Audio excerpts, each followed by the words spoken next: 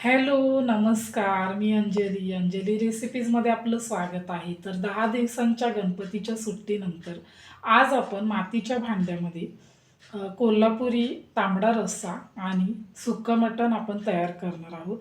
तर मी मी सुद्धा पहिल्यांदाच रेसिपी करत आहे मातीच्या भांड्यामध्ये. तर ट्राय करून बघूया कशी होते.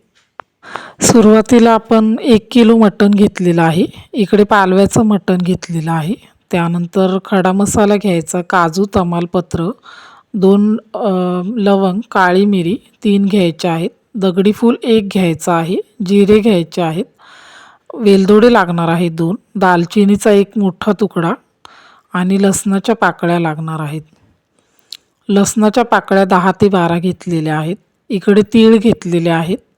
त्यानंतर खोबरं घेतलेलं आहे, ओलं खोबरं अर्धी वाटी, 2 मोठे कांदे अशा पद्धतीने चिरून घेतलेले आहेत. त्यानंतर एका पॅनमध्ये आपण तीळ गरम करून घेऊया. सुरुवातीला आपण आता मसाल्याचं वाटण करून घ्यायचं आहे आणि मस्तपैकी आपण आज मातीच्या भांड्यामध्ये कोल्हापुरी रस्सा तयार करणार आहोत. अशा पद्धतीने तीळ थोडेसे तडकू देऊया. तीळ थोडेसे तडकेपर्यंत थांबूया. तीळ भाजल्यानंतर एका प्लेटमध्ये साईडला थंड करण्यासाठी ठेवून देऊया.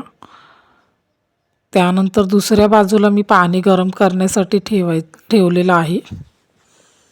पाणीसुद्धा गरम आपल्याला लागणार आहे. त्यानंतर त्याच पॅनमध्ये थोडंसं तेल ओतून काजू न भाजता बाकीचे मसाले आपण तेलामध्ये फ्राय करून घेऊया.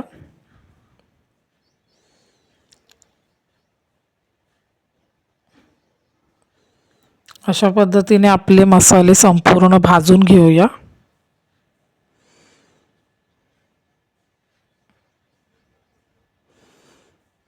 मसाले छानपैकी असे खरपूस भाजून घेऊया. त्यामुळे आपल्या रश्श्याला छान अशी चव येईल.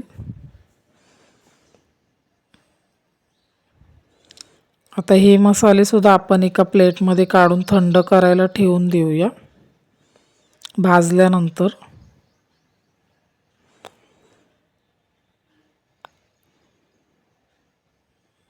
त्यानंतर आपण ओलं खोबरं घेतलेलं ते सुद्धा आपण आता थोडंसं खरपूस कलरचं होईपर्यंत भाजून घेऊया.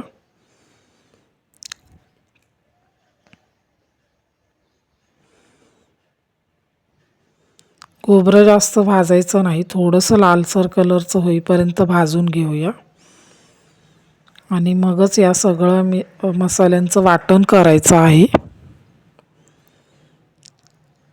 खोबरं खाली करपू नये यासाठी पुन्हा पुन्हा परतून घेऊया. तेल जास्त वापरायचं नाही आहे. मगाशी मी घातलेलं तेवढ्याच तेलामध्ये हे संपूर्ण मसाले मी फ्राय करून घेतलेले आहेत.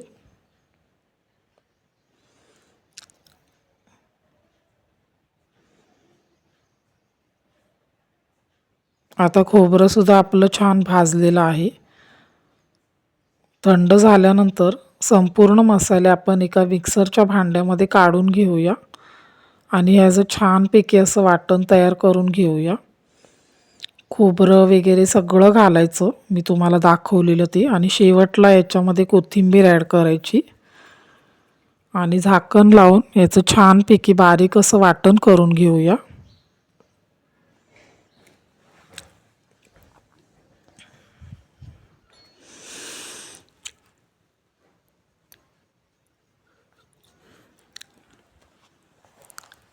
अशा पद्धतीने आपलं मिश्रण तयार झालेलं आहे.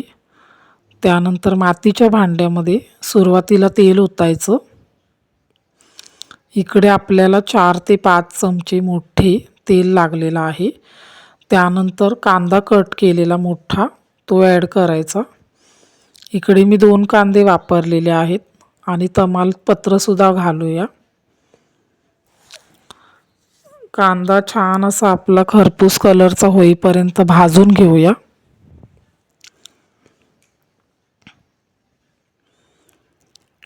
माझ्याकडे लाकडी चमचा अवेलेबल नाही आहे, पण नेक्स्ट टाईम मी ऑनलाईन आता मागवणारच आहे.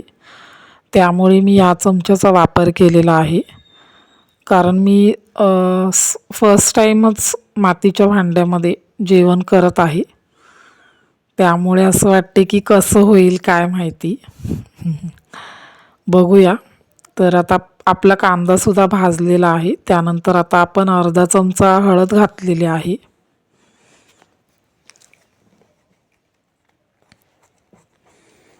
हळद घातल्यानंतर चवीनुसार मीठ घालायचं आहे.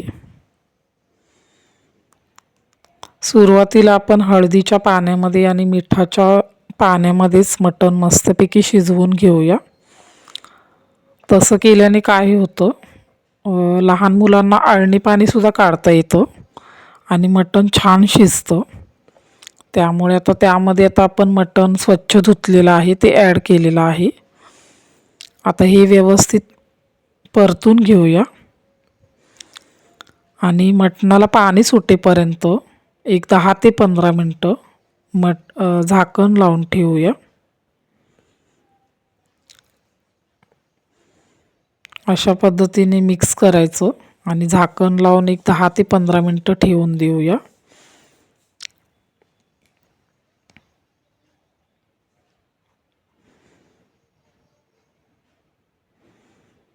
बघूया मटणाला पाणी सुटलंय का. तर मस्तपैकी मटणाला खूप छान असं पाणी सुटलेलं आहे. पुन्हा एकदा मिक्स करून घेऊया, नाहीतर खाली आपलं मटण लागू शकतं. त्यामुळे मिक्स करायचं आणि पुन्हा एकदा झाकण लावून अजून एक 10 मिनटं ठेवून देऊया. अशाने काय होतं, मटणाला पाणी जे सुटतं त्यामुळे मटण त्यामध्ये जर शिजलं मटणाच्या पाण्यामध्येच तर त्याला खूप छान अशी चव येते आणि मटण चवीलासुद्धा छान लागतं. त्यामुळे अशी पद्धत करून घेऊया आपण. आता पुन्हा एकदा झाकण लावूया आणि अजून एक 10 मिनटं मटणाला छानपैकी असं पाणी सुटून द्यायचं. अधूनमधून हलवत राहा, नाहीतर तुमचं मटण खाली करपू शकतं. तर त्यानंतर आता मी काय करत आहे, पाणी ओतत आहे. गरम पाणीच आपल्याला याच्यामध्ये ॲड करायचं आहे. सुरुवातीला आपण थोडंसं पाणी ॲड करूया. आता मस्तपैकी मटण आपलं शिजेपर्यंत पुन्हा एकदा मिक्स करून झाकण लावून ठेवून देऊया.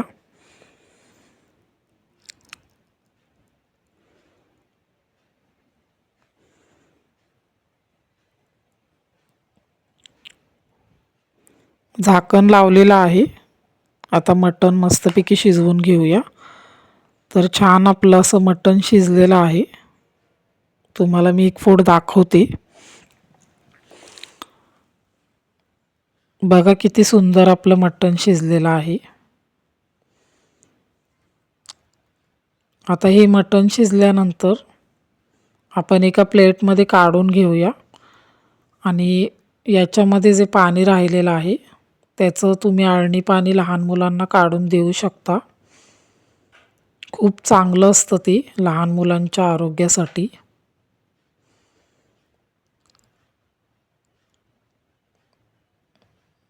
अशा पद्धतीने एका प्लेटमध्ये मी थोडंसं मटण काढून घेतलेलं आहे. याचं आपल्याला सुक्कं मटण तयार करायचं आहे. आता मगाशी जे आपण मसाल्याचं मिश्रण केलेलं ते आपण थोडंसं तेलामध्ये फ्राय करून घेऊया. एका छोट्या भांड्यामध्ये थोडंसं तेल घालायचं आहे. त्यानंतर आपल्याला हवा असेल तेवढा मसाला घ्यायचा. इकडे मी 4 चमचे मसाला घेतलेला आहे. आपले जे लहान चमचे असतात आपण रेग्युलर यूज करतो त्या चमच्याप्रमाणे 4 चमचे मसाला घ्यायचा. तो थोडासा तेलामध्ये फ्राय होऊ द्यायचा. त्याच्यामध्येच आपल्याला कोल्हापुरी मसाला वापरायचा आहे. इकडे आपण घरगुती मसालासुद्धा वापरू शकतो, पण माझ्याकडे कोल्हापुरी मसाला अवेलेबल आहे त्यामुळे मी ॲड केलेला आहे. 1 चमचा कोल्हापुरी मसाला लागणार आहे. तो आपण ॲड केल्यानंतर आता तो मसाला आपण रश्श्यामध्ये ॲड करून घेऊया. आणि पाणी कमी वाटत आहे मला रश्श्यामध्ये, त्यामुळे मी अजून एकदा थोडंसं पाणी ओतत आहे.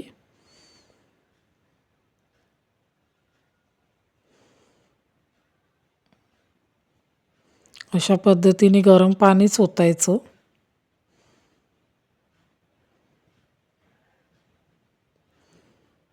आणि पुन्हा एकदा मिक्स करून घ्यायचं आणि झाकण लावून छान अशी उकळी येऊन देऊया. उकळी येत असल्यावरती रश्श्याला छान अशी तर्री येते, कटसुद्धा छान येतो त्याला. नंतर दाखवते मी तुम्हाला उकळी आल्यानंतर. बघू शकताय साईडने कसा कट आलेला आहे आपल्या रश्श्याला. अशा पद्धतीने मटणाला कट आला पाहिजे रश्श्याला. आता एका छोट्या कढईमध्ये आपण मोठा एक कांदा कट करून घेतलेला आहे. मोठ्या साईजमध्येच कट करून घेऊया. सुक्कं मटण तयार करणार आहोत. कांदा छानपैकी आपला असा लाल कलरचा होईपर्यंत परतून घेऊया.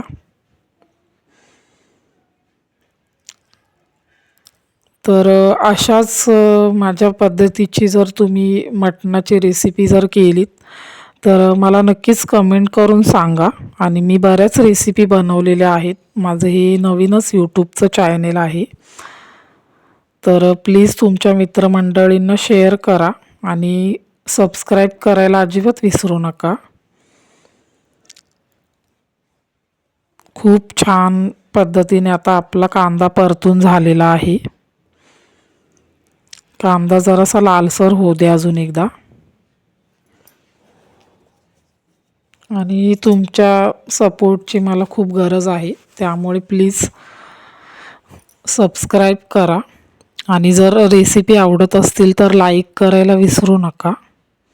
कांदा छानपैकी परतल्यानंतर आता आपण त्यामध्ये मगाशी मसाला घेतलेला करून तो आपण यामध्ये ॲड करूया. यामध्ये फक्त 2 चमचे मसाला आपण ॲड करून घ्यायचा आहे.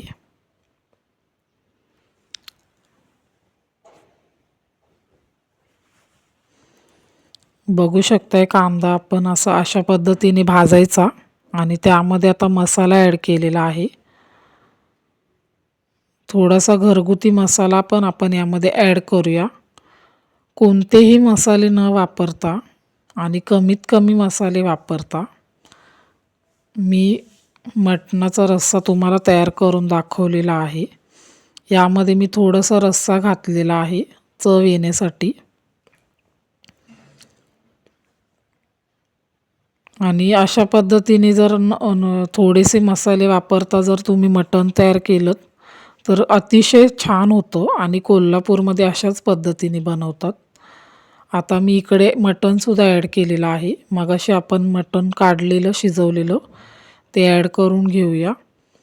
मला थोडंसं तिखट कमी वाटते, त्यामुळे मी वरून थोडीशी चटणी ॲड करणार आहे. बघू शकताय किती छान आपल्या सुक्या मटणाला सुद्धा कट आलेला आहे. तर आता थोडीशी चटणी मी ॲड करते वरून. मला जरा कमी तिखट वाटते.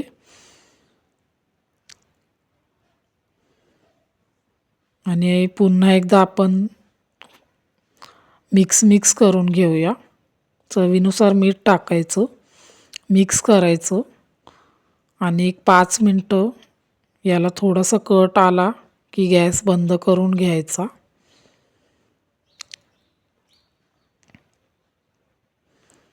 खूप छान आपलं असं सुक्कं मटण तयार झालेलं आहे आणि आम्हाला मटणसुद्धा खूप छान भेटलेलं आहे.